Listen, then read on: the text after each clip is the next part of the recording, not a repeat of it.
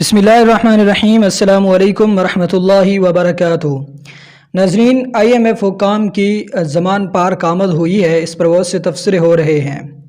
IMF حکام کی زمان پار کے عمران خان صاحب کی رہائش گاہ پر آمد ہوئی ہے اور وہاں پر ایک میٹنگ بھی ہوئی تھی ان سے۔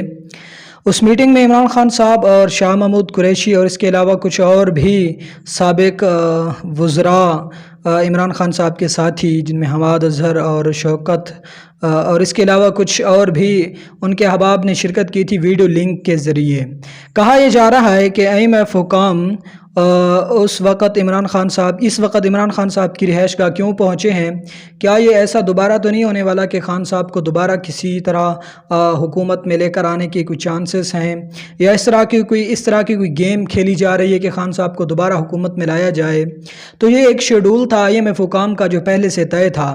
IMF حکام نے پاکستان میں بڑی جتنی بھی پارٹیاں ہیں ان سے ملاقات کرنی تھی، جن میں یہ شیڈول میں طے تھا کہ عمران خان صاحب کے ساتھ اور پیپل پارٹی کے رہنماؤں کے ساتھ اور اس طرح نون لیگ کے رہنما بھی ان میں شامل ہیں کہ IMF حکام ان سے بھی ملاقات کرے گا۔ تو یہ ایک شیڈول تھا، اس شیڈول کے تحت ان کے ہاں آمد ہوئی ہے اور اس شیڈول کے تحت ان سے ملاقات ہوئی ہے، اور وہ جو ہے وہ اس پر جو ابھی پروگرام جو IMF حکام نے پاکستان کو دیا ہے اس حوالے سے انہوں نے میٹنگز کی ہیں، اس پروگرام کو چلانے کے حوالے سے۔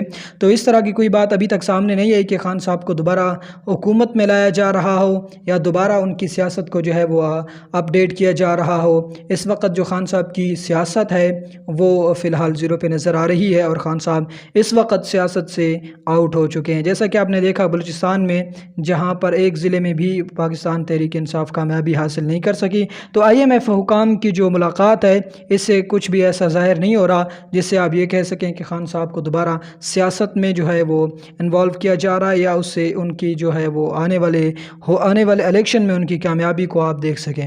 اس سے ایسی کوئی بات بھی ثابت نہیں ہوتی۔